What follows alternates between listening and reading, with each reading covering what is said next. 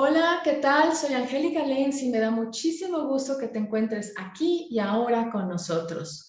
Hay muchos prejuicios, mitos y falsas creencias en torno a la discapacidad visual.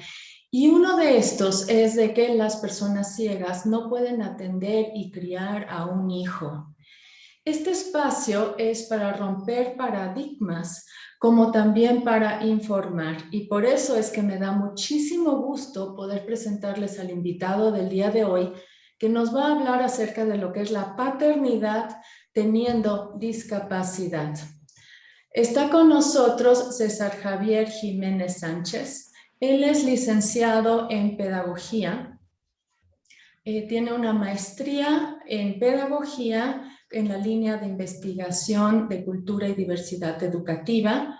Es docente en la Universidad Pedagógica Nacional, coordinador del Centro de Formación para Personas con Discapacidad Visual Quetzalcóatl y es director de UDI de 6 escuelas. Me da muchísimo gusto tenerte a ti ahorita con nosotros, César. Es un honor para mí. Bienvenido. ¿Cómo te encuentras? Muy bien, muchísimas gracias. Y es igual un placer poder estar compartiendo contigo y con quien nos escuche. Para empezar, César, quería yo preguntarte lo siguiente. En algún momento de tu vida, a partir de que perdiste la vista a los 15 años de edad, ¿llegaste a pensar que por tu condición no debías o podías tener un hijo? Pues de entrada creo yo que eh, pasan por la cabeza muchas cosas y dentro de estas cosas que pasan, indudablemente la pregunta que salta es ¿podré? Y ante la circunstancia y ante la situación, porque bueno, cuando yo perdí la vista no nada más fue eso, sino que también tuve una paraplegia y anduve alrededor de 7, 8 meses en silla de ruedas y además de la ceguera. Era completamente y totalmente dependiente pues, de mis manejadores, en este caso mi madre, que era quien estaba completamente cercana y vinculada a mí. Y yo recuerdo muy específicamente alguna vez que le hice una pregunta a mi mamá al respecto y le dije, oye, ¿tú crees que yo me podré casar? ¿Y tú crees que yo pueda ser padre? Eh, por narrativa de mi madre decía que se le hizo nudo la garganta, no supo contestar. Sin embargo, pues a la vuelta de los años, eh, al estar experimentando la independencia, la autonomía, el poder saber de qué cosas soy capaz, hasta dónde puedo llegar eh, y el punto de empuje que puedo tener como persona, me fueron llevando a poder descubrir que, bueno, la capacidad en sí misma la tengo o la tuve y que lo único que era necesario era como buscar las estrategias y los medios para poder dar solución a esa situación. Que yo te he de decir, por un lado, es como esta parte de preguntarte si podrás por la propia discapacidad y por el otro lado es todo lo que tu propia historia te lleva a pensar con relación a ello. Y yo te podría decir que para mí, César, las experiencias de vida fueron marcando como una pauta en la cual a mí me hacía como pensar que de entrada no podría tener hijos por un accidente que tuve y posteriormente la discapacidad que me hacía pensar qué tan bueno o qué tan pertinente podría ser. que en el imaginario una vez me quedé como pensando en ello. Yo decía, bueno, pues no puedo ser tan injusto el traer un hijo a la vida si en un momento determinado yo no puedo ayudarle a muchas cosas. Pero puedo decirte que ese fue el precedente. Y hoy que la tengo, la realidad es que ha superado por mucho, mucho mis propios prejuicios, porque creo que no ha habido limitante. Qué padre que lo relatas de esa manera. Fíjate que ahora sí que aparte de todos los cargos tan importantes que tienes, quiero compartirles a quienes nos escuchan de que tienes un cargo aún mucho más importante y significativo porque eres el padre de una niña hermosa que nació en enero del año 2020. Y aquí te quiero yo preguntar, ¿cómo viviste desde tu condición el embarazo y el nacimiento de tu hija? Pero fue algo bien interesante, mira. Por principio, tendría que remontarme un poquito antes, que hiciera como un año antes, año y medio, en donde el último grupo que yo como maestro tuve fue un grupo de educación inicial y educación preescolar, donde tuve que manejar pequeñitos de año y medio, 2 años, hasta 4 años. Y de verdad, yo te podría decir que para mí fue el momento y el entrenamiento más inmediato que tuve para estar al pendiente de los cuidados básicos y la atención de un niño. Entre el generar en mí un pensamiento que permitiera que bajara el nivel del niño, el que pudiera ir reconociendo sus necesidades, fue algo fuera de lo normal, porque si bien daba de desayunar, si bien cantaba, si bien los estimulaba, si bien trabajaba con ellos, yo pude también darme cuenta del grado y el nivel de responsabilidad que implicaba. Y bueno, no solo niños al fin, sino niños también que enfrentaban una discapacidad visual y que la responsabilidad del estímulo tenía que ser mayor. Ahora, yendo hacia la parte que tú estás ahorita preguntándome, yo te podría decir que tuvimos 2 alertas fallidas. Y entonces cuando yo pensaba que ya, ahora sí, ya podía verme visualizado como padre, no fue así. Ujú. Y entonces sí me desmoralicé y dije, bueno, pues ya, la realidad es que la vida siga pasando, yo no me voy a frustrar, si es algo que no, no se va a dar o no es para mí, pues bienvenido sea, tendré que aprender a disfrutar mi matrimonio, disfrutar las cosas que a mí me competen a nivel de lo personal y lo profesional, y pues lo demás pues iremos viendo. Sin embargo, en abril del año pasado, no del antepasado, Magali se empezó a poner mal. Magali es mi esposa, y entonces entre bajas de presión, o sea, síntomas no tópicos de un embarazo, sino condiciones en las que a mí me preocupaba porque la presión alta o la presión baja, hipersensibilidad, fotosensibilidad, fueron como rasgos que me llamaron la atención. Sin embargo, cuando me preguntó que yo qué pensaba si que estuviéramos embarazados, Yo te soy bien honesto, le dije, bueno, pues ya, la verdad es que no lo creo. Ya fueron 2 alertas en donde nada más no, Ujú.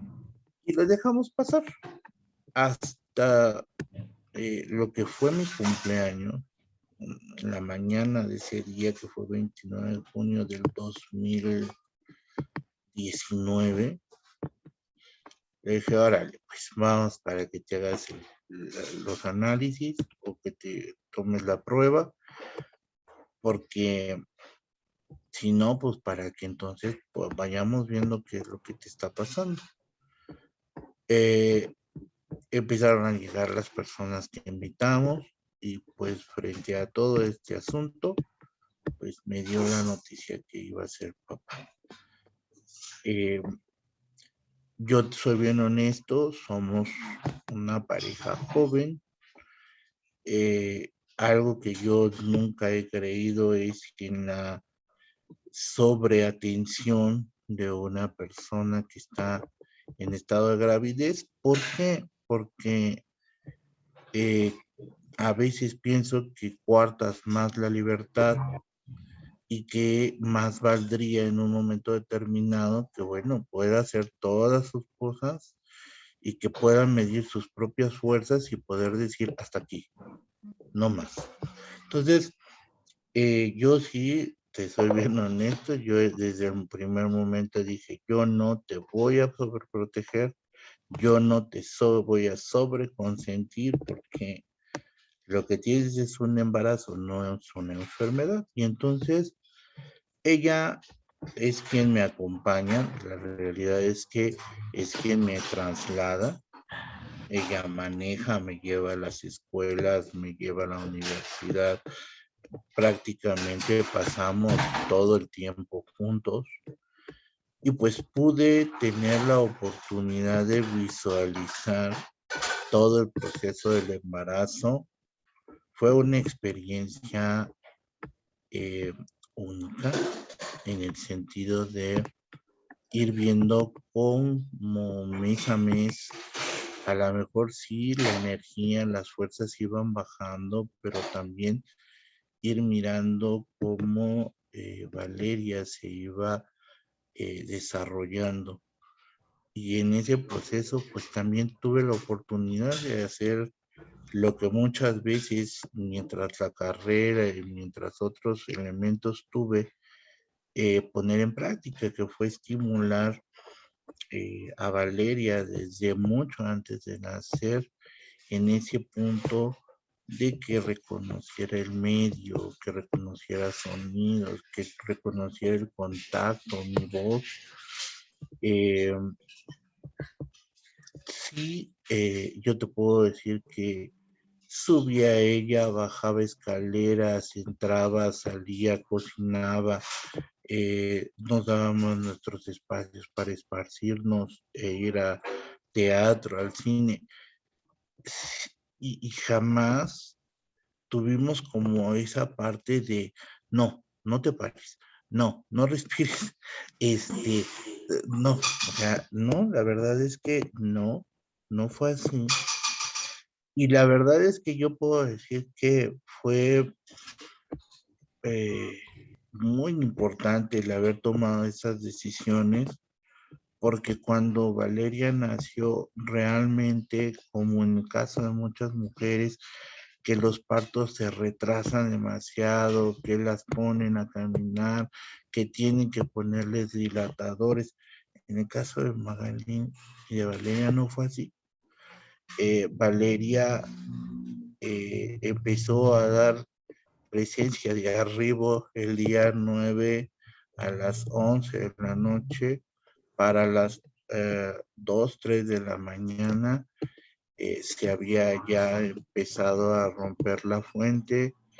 Este, yo les hablé a mis papás porque en ese entonces vivíamos enfrente y entonces tempranito todavía yo tenía que pasar a mi zona de supervisión a firmar papeles y la Valeria, buena onda, me dio chance, pasé a firmar papeles y sin mentirte, llegamos al hospital a las 10 de la mañana, entró, los médicos la revisaron, la vieron que ya estaba coronando, y entonces a las 10:30 de la mañana, sin ningún problema, Valeria nació.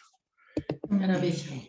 Creo yo que, pues, soy varón, pero también creo firmemente en la parte de la individualidad y en esta parte de el que la gente tenga su espacio, y entonces el que Magali hubiese ejercitado, caminado, hacer, subir y no haber estado todo el tiempo eh, lamentándose las situaciones propias del embarazo, fue algo bastante bueno, porque eso nos permitió como pareja también fortalecernos, reconocer nuestros umbrales y entonces poder reconocer hasta qué momento es cuando verdaderamente necesitaba apoyo. Entonces, la realidad, te digo, cuando ella nació, ella entra eh, y sale casi enseguida el pediatra y me dice, ya nació. Y yo así de, espérame tantito, pues la acabo de traer, ¿no? La realidad es que te digo, no hubo ningún tipo de situación que le hiciera a ella batallar.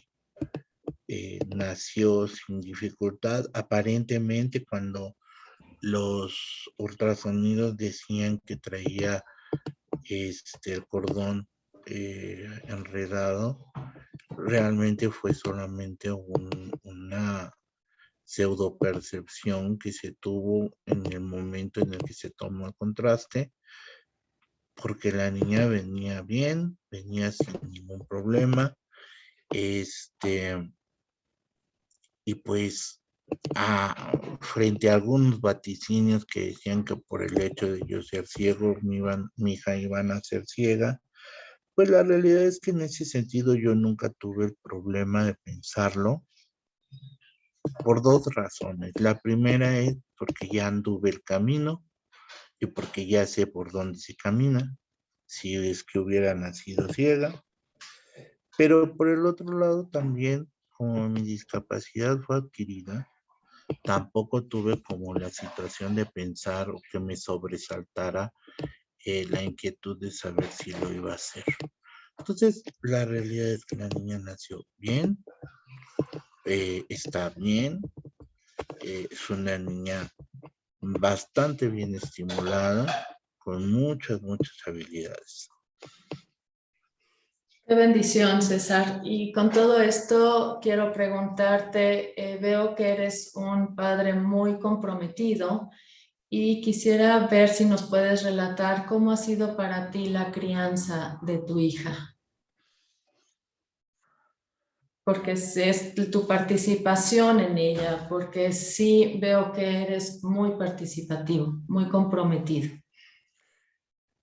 Pues mira, de entrada, pues lo primero que tuve que plantearme fue desde la discapacidad, cómo lo iba a resolver. Uh-huh. Porque indudablemente había un contraste, ella ve y yo no.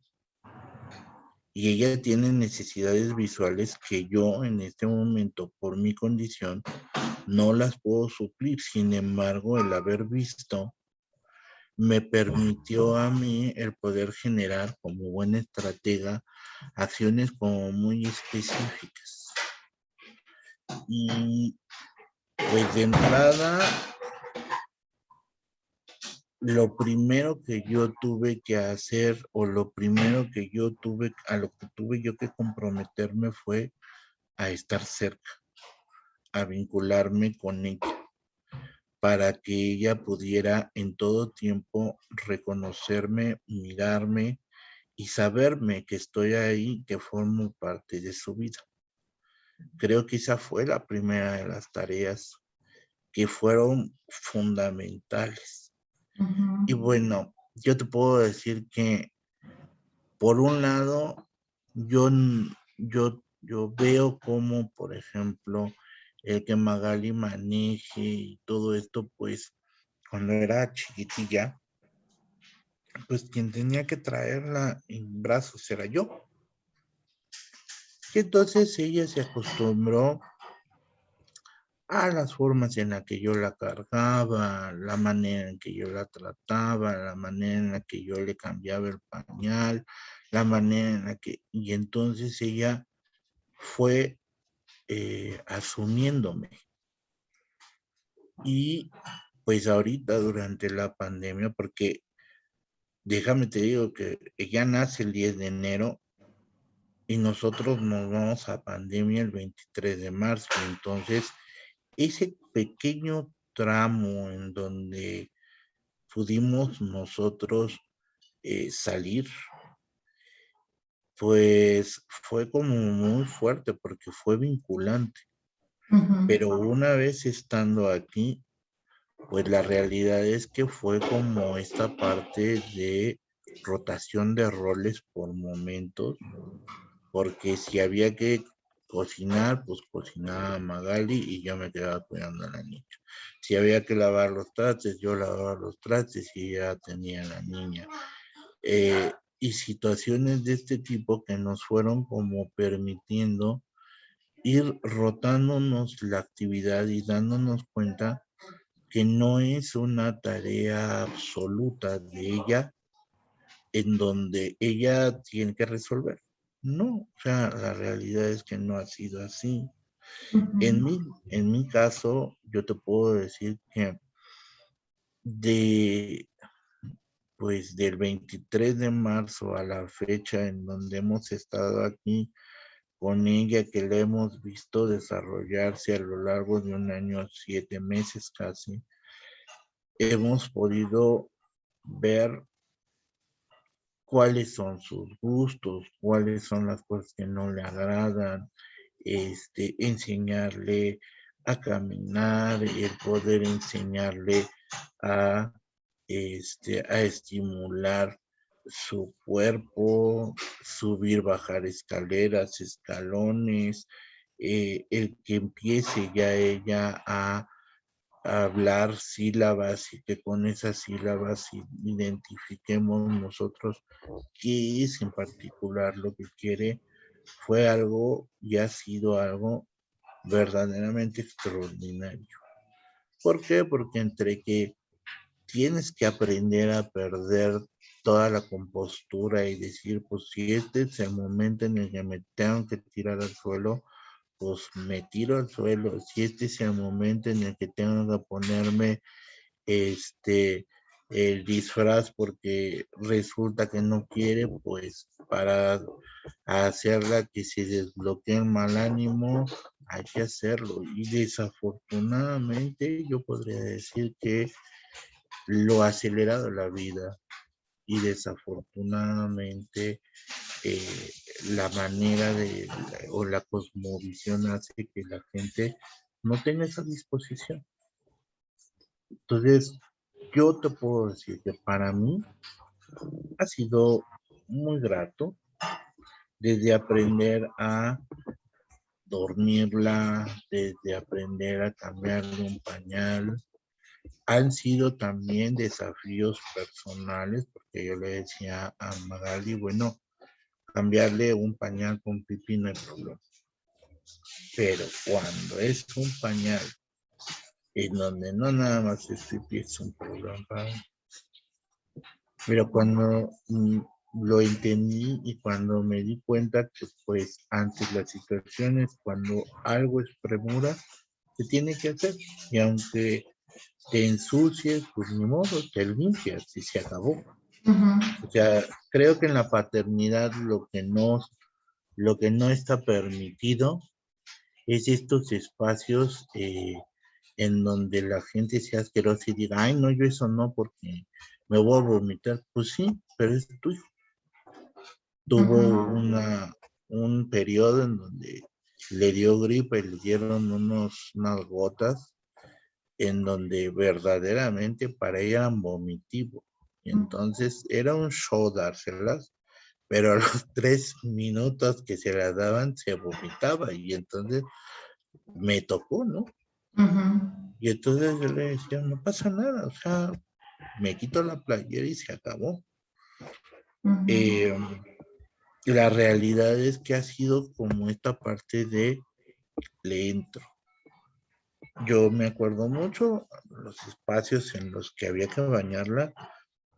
A Valeria nunca, desde que era bebé, nunca le gustaron las tinas.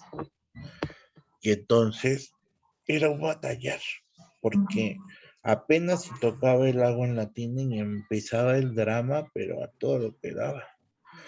Sin embargo, dije, bueno, no se trata tampoco de hacer del espacio del baño una situación tortuosa. Entonces, un día agarré a mi hija, nos metimos a la regadera, me dejé la playera puesta, la bañé y de ahí a la fecha así es. ujú. Hoy ya ella tolera las tinas y bueno, le pones el juguete, le pones N número de cosas y ya se entretiene mientras le estás lavando el cabello, le estás lavando el cuerpo y entonces no hay problema. Hoy Ujú. estamos ya en la experimentación de poder bañarnos de pie. Eh, También ha sido toda una experiencia para ella, ver de dónde surge el agua, sentir el agua. O sea, han sido procesos estimulantes y que de verdad yo podría decirte que pues ha sido a base de ensayo y error en algunas ocasiones, pero también de mucha estrategia a partir pues, de lo que uno va leyendo, de lo que uno va aprendiendo. Yo le decía a Magali, mi reto es saber cómo poder identificarla espacialmente. Y entonces, desde antes de que ella naciera, yo le decía a Magali, vamos a ponerle un cascabelito en la parte trasera donde vienen a veces las lengüetillas de los zapatos Ujú, para que ella haga ruido y yo sepa dónde está. ujú, Y que entonces no sea ni un riesgo para ella estar en lugares donde no ubique y donde yo no tenga el riesgo de llevármela de calle cuando pare frente a mí. Y ujú. la verdad es que ha sido algo muy, muy propicio, ha sido bueno, nos ha permitido avanzar. Ella, te puedo decir que en este momento tiene la percepción de un padre ciego, porque cuando yo le doy de comer o le daba de comer, ella misma se acercaba a la cuchara o ella misma con su mano me dirigía la mano a su boca, Wow. en donde ella misma identificaba sin saber exactamente qué pasaba en la vida de su padre, el que su padre era una persona con discapacidad o es una persona con discapacidad. Y entonces, pues han sido muchas, muchas las estrategias y pues ahí vamos avanzando. Hijos, eso de la comida me impresiona muchísimo y seguro han surgido tantas otras cosas que te has percatado, ¿no? A través de las adecuaciones, de las estrategias y de la conducta de ella. Es sin duda impresionante. Y con todo esto me viene la siguiente pregunta, César. Eh, Se ve claramente que eres, ahora sí que ejerces la paternidad corresponsable. ¿Qué nos puedes decir acerca de lo que es en sí la educación? Mira, hay un autor que a mí cuanto más me ha fascinado porque tuve la fortuna de conocer a la calidad de persona que es y tuve la oportunidad de ver la congruencia de su hacer con con su vida personal. Él se llama Carlos Escler, habla acerca él de la pedagogía de las diversidades, y él habla y dice que la educación es ese proceso que debe de posicionar a los individuos ante la vida. Y hoy por hoy yo te puedo decir, sí, los valores para mí son muy importantes. Sí, el que mi hija aprenda convencionalidades sociales es importante, pero no como este rigor en donde tiene que haber castigo-premio, sino que es un acto en donde yo le estoy enseñando el por qué, porque eso la va a posicionar ante la vida. Y en mi caso, pues soy un educador. Ahora sí que es como los colmos, ¿no? ¿Cuál es el colmo de un panadero que sabiendo hacer pan, tengo una hija chilindrina, las chilindrinas no les hagan bien, ¿no? En el caso mío, pues soy un educador y he ido marcando huella en la vida de mucha gente, pero no puede haber la incongruencia de lo que yo he hecho con otros frente a la educación de mi propia hija. Claro. Y entonces, en realidad, lo que yo espero es que mi hija aprenda que las cosas que aquí aprende, las cosas que yo le enseño, que le enseñamos como pareja, son cosas que la tienen que posicionar y la tienen que catapultar en la vida, porque no siempre voy a estar yo. Y entonces, creo yo que en ese caso, en ese proceso de educación, pues hemos ido poco a poco enseñándole las cosas que son importantes. Primero sobre ella, posteriormente sobre sus cosas. Hoy día yo te puedo decir, por ejemplo, Maggie está en esta parte del refuerzo a que apoye a llevar su ropa al cesto, a que apoye a llevar su plato al fregadero. Y aunque está chiquitita, ella hoy sabe agarrar y lo que es basura, llevarlo al bote de basura, en donde ella misma está reconociendo porque es bueno. Entonces, esta parte de poder fomentar esos valores y esos principios, el hacerla corresponsable de su espacio, ha sido importante. Y creo que el trabajo realizado a lo largo de 1 año, 7 meses, más allá de que en el encierro no se tenga nada que hacer, la verdad es que en el caso de nosotros hemos tenido mucho que hacer. Es una niña sumamente inteligente, entendida, en el sentido de cuando tú dices no, ella lo reconoce. A lo mejor como todo niño habrá un capricho, un berrinche, pero también reconoce hasta dónde puede llegar. Y no porque se le vaya a dar un golpe o porque se le vaya a gritar, sino porque ella misma sabe que en ese punto pues puede lograr, no puede lograr nada, ¿no? Entonces ha sido un desafío a mi ser educador, el que lo que yo he logrado con otros sea un impacto constante, real, fehaciente, palpable sobre la vida de mi hija. Sí, sin duda, sin duda.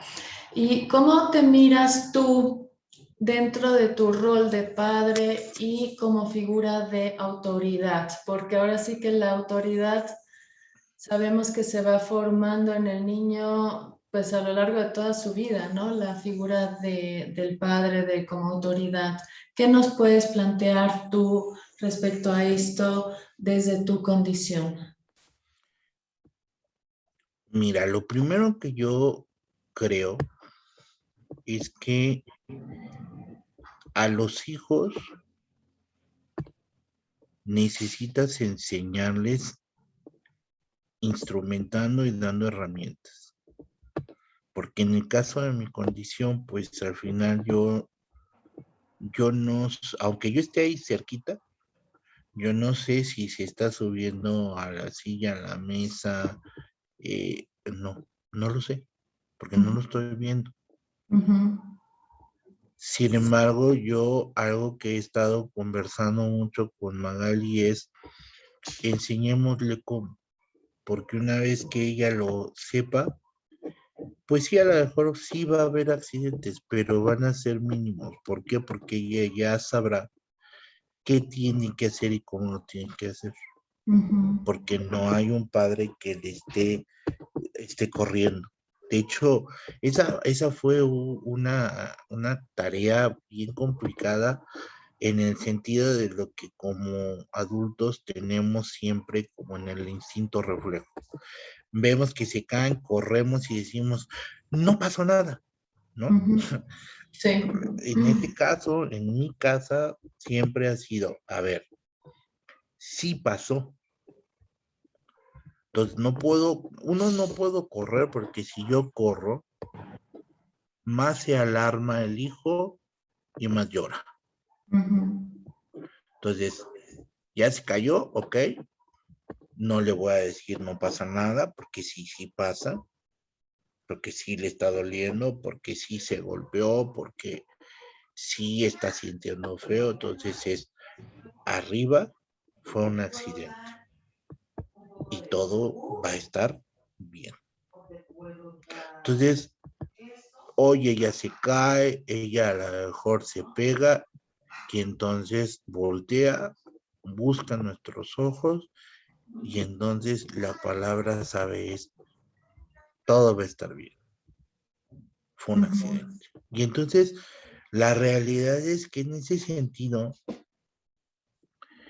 es como la parte esencial para mí en donde yo puedo decirte como autoridad, como persona con discapacidad, he tenido que primeramente saber, uno, qué quiero de ella, qué espero de ella, pero no en el sentido de que forzosamente tenga que ser así.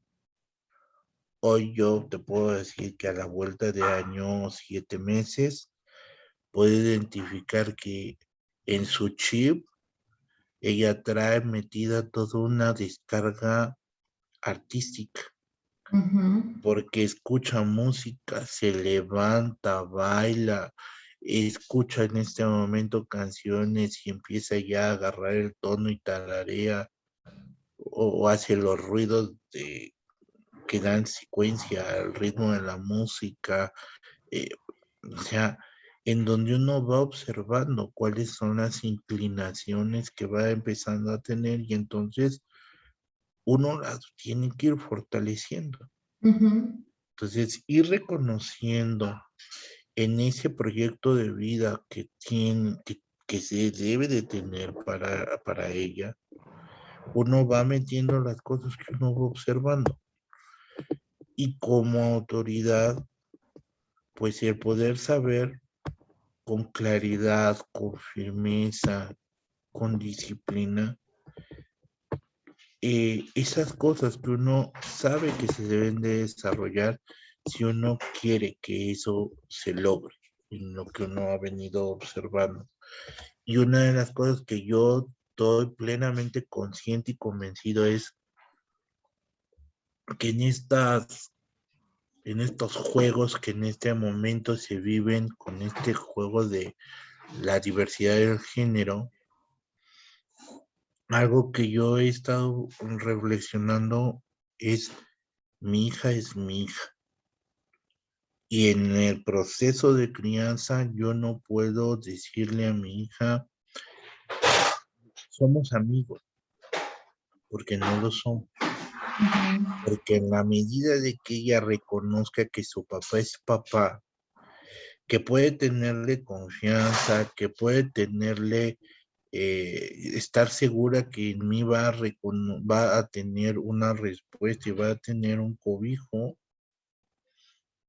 El ser papá entonces me implica el decir, soy tu autoridad, mas no soy tu amigo, porque en la amistad se pierden muy fácilmente los modelos y te pierdes en el camino, porque entonces cuando surge una situación inadecuada, como te están viendo como amigo, pues entonces no me vas a poder hacer nada.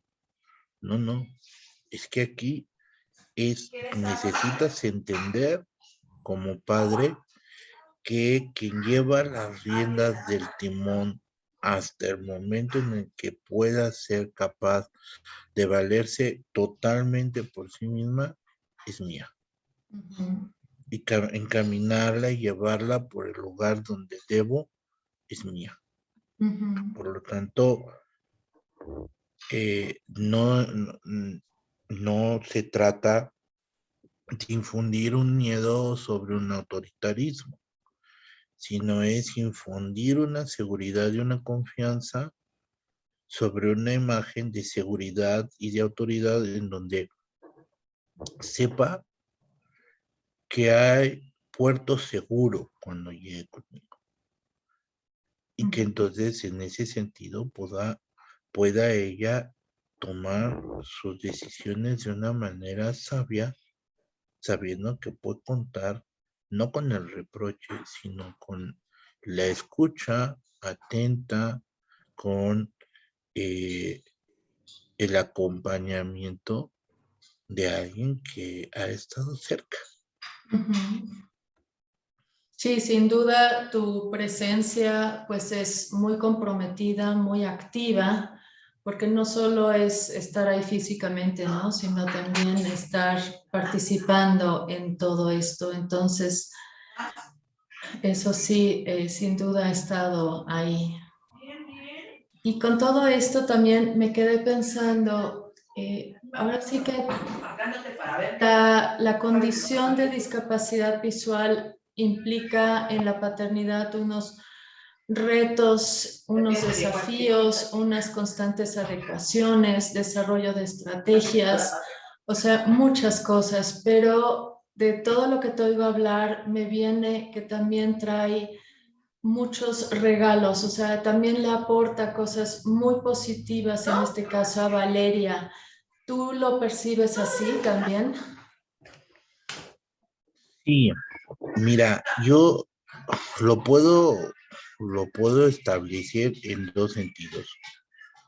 Por un lado, reconocer, por ejemplo, que la discapacidad que hoy yo enfrento, pues solamente es una condición, es una forma más de vivir y enfrentar una situación de vida, lo cual va a implicar tener primeramente ahora sí que tomando el ejemplo de cuando subes a los aviones y vas a despegar, que te dicen primero usted y luego el que está al lado, eso pues es una constante porque independientemente a la discapacidad, primeramente tienes que reconocer qué tienes y qué no tienes. Es como aquel que tiene canicas y dice, tengo tantas canicas para jugar. Y si no las tengo, tengo que ver cómo las adquiero, pero con esto cuento. Primero empiezas con un inventario de aquellas cosas que desde tu condición y de lo que tú has adquirido en tu persona, puedes ponerlo en juego para poder entonces echar mano de ello. Y eso es un asunto de verdad, Angélica, bien difícil, porque tienes entonces que ser autocrítico pero de manera acertada, porque normalmente te dicen, a ver, dame 5 cualidades y te quedas pensando y como en el punto negro que está en medio de la hoja, solamente te acuerdas de todas las malas, ¿no? Aquí no, aquí tienes que decir, bueno, a ver, sí soy comprometido, sí soy autogestivo, sí tengo empoderamiento, sí, pero ¿y esto que tengo? Ahora, ¿cómo lo dinamizo y cómo lo pongo en juego para una tarea tan específica como es educar a un otro? Es bien complicado porque entonces la obra de arte que salga de eso que tú instrumentes es tu responsabilidad. Ahí es a donde digo, Benito, los mecánicos, porque al final de cuentas lo componen bien o no componen bien en el auto, pues no hay mayor, regresas y lo llevas a que lo vuelvan a componer. En el caso Así de es. los que trabajamos con las humanidades, no, No. porque una mala instrumentación deshace o distorsiona la vida de un otro, y eso tiene mayor complejidad. Ahora, eso por un lado. En lo personal, yo te podría decir, el haber sido padre, sí, efectivamente ha sido un desafío, pero hoy estoy seguro que el camino por el que yo he transitado, las responsabilidades que he tenido, el compromiso que he tenido que afrontar durante todo ese proceso, me ha llevado a darme cuenta que, uno, tengo la capacidad y dos, que no estoy amedrentado ante una situación que cambie rotundamente el rumbo de mi vida. Porque bueno, quieras o no, el nacimiento de un hijo te viene y te cambia completamente todos los esquemas. Así es. Y la segunda es que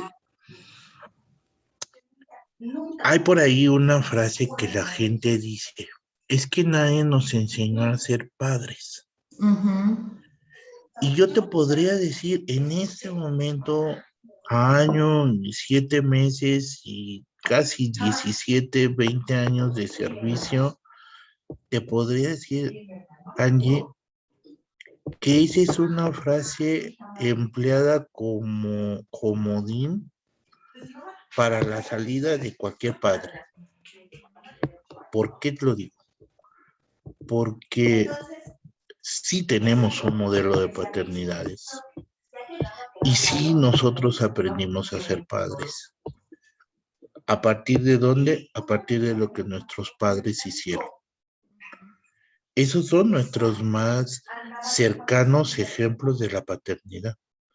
Y si tú lo revisas, muchos de los padres que tienen en este momento esa oportunidad, muchos aplican de los métodos que sus padres aplicaron con ellos. Y eso significa que sí ha habido una educación para la paternidad. Que no esté bien, bueno, ese es otro negocio. Entonces tendrías tú que decir, bueno, a mí me enseñaron que para educar es a gritos, ok, pero entonces, ¿cómo es la forma correcta? Y entonces el desafío no está en ser padre, el desafío está en modificar los métodos, en replantearte cosas, el decir, bueno, si no es a través de una nalgada, ¿cómo lo tengo que hacer? Ah, ok, con un niño de 0 a 4 años, yo no me voy a poner a disertar con un diálogo platónico, porque con el niño me va a decir, sí, está bien, pero yo quiero esto. Ah, pero yo puedo reconocer que en su etapa hay ciertas cosas y por más que yo le diga, no te muevas, se va a mover, porque es natural. Entonces, el que tiene que aprender a ser tolerante, el que tiene que enseñar a cómo vivir ese proceso, soy yo. Entonces, Yo sí te puedo decir, para mí, César, la discapacidad me ha llevado a todo un impacto personal en donde continuamente tengo que estar en el replanteamiento para darme cuenta en dónde estoy parado. Ujú. Y que lo que haga yo con Valeria, más allá de un trabajo de acuerdos con Magali, tengo también un impacto a nivel de lo individual por este contacto de interacción que tengo con mi hija. Entonces, es importante y es nodal y creo que es muy fundamental decir a quien escuche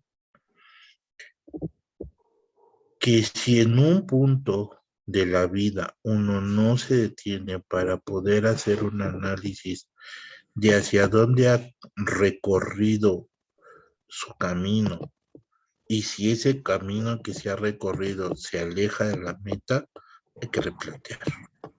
Sí, cierto, y eso es a lo largo de toda nuestra vida y de todas las etapas que también pasan los niños, ¿no? Ahora sí Claro, que es un constante planteamiento de objetivos, trabajar en equipo, llegar a acuerdos, como bien dijiste, y fijar nuevas metas en cada nueva etapa. claro. Sí. Y eso, justo así, reconocer que son etapas y que cada etapa tendrá su encanto. Yo, por ejemplo, antier fui por mi abuelo, papá de mi mamá, se baja Magali por él, se queda Valeria conmigo, se empieza inquieta y le digo, es que, a ver, voy por mi abuelo. Luego, así como tú tienes tu tata, yo también tengo a mi abuelo. Se me queda viendo fijamente y me hace, wow. O sea, ¿a qué grado de reconocer que no dista? O sea, que por grande o chiquito, pues tenemos un vínculo. Y entonces ya cuando vio al abuelo, se quedó así como muy impactada. Entonces, eh, cosas de ese tipo, que ella vaya reconociendo los vínculos, el saberse qué se tiene que producir en cada etapa, no forzarla. Es algo muy interesante porque entonces te enseñas a respetar su evolución, su madurez y no estar esperando cosas que no están acordes.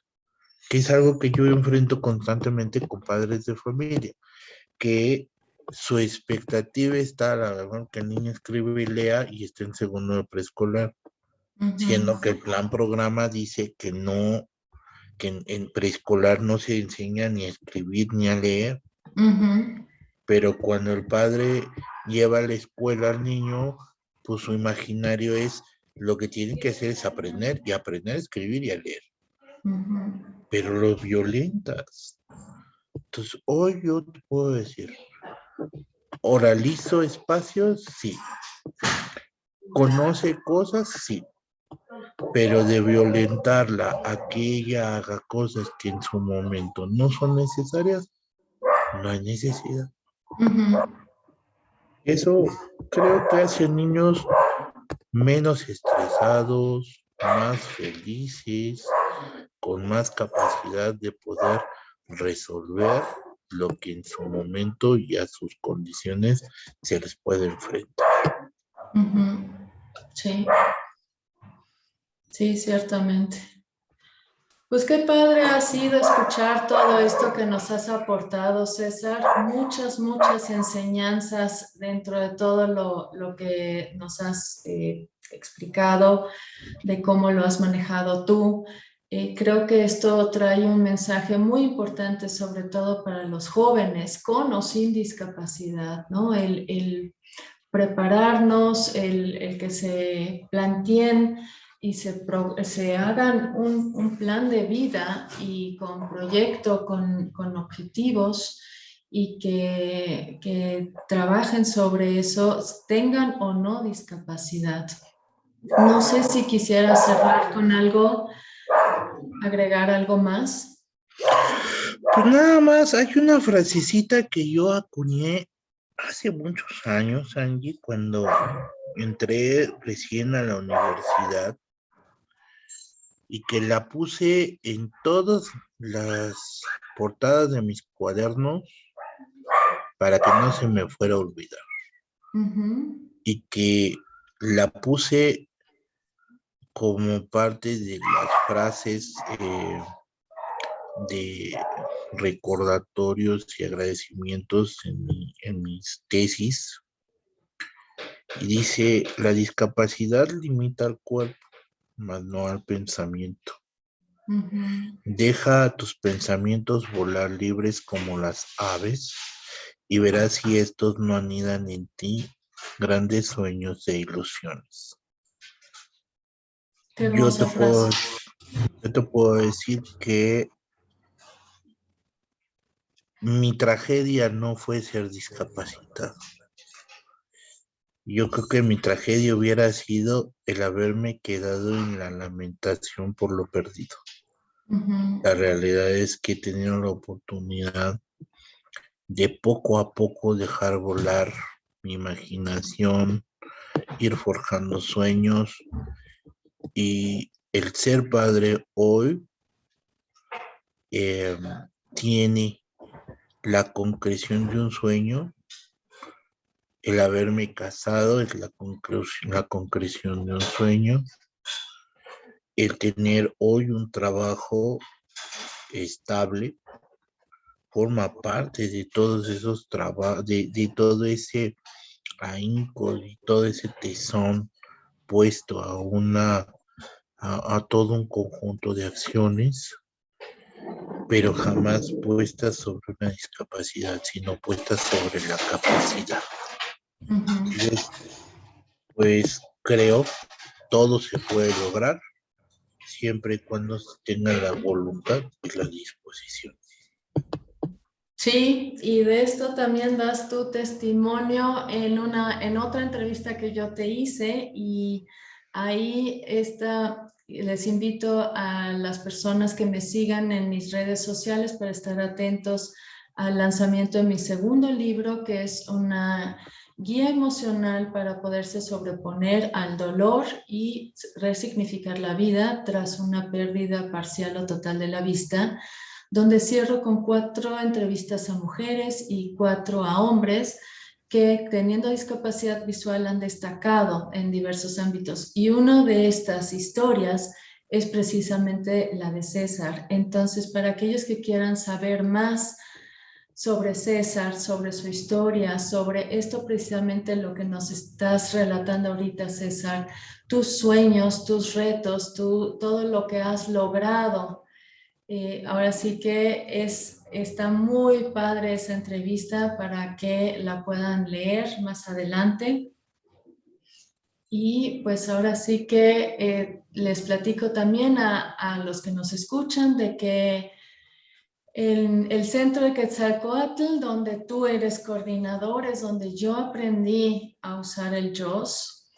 Y en todos estos años, pues así has continuado siendo mi maestro, mi asesor, aún hasta la fecha, tanto tú como tu esposa me siguen apoyando cada vez que me atoro, y eso yo lo agradezco muchísimo, y he visto cómo has tocado la vida de tantas personas, cómo les has ayudado a salir adelante, a fortalecerse, a formarse.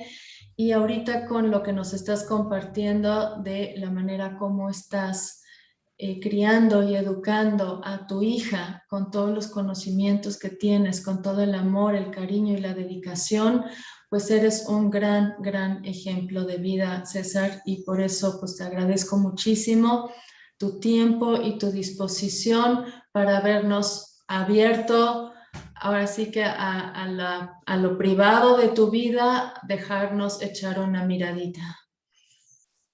Pues muchísimas gracias.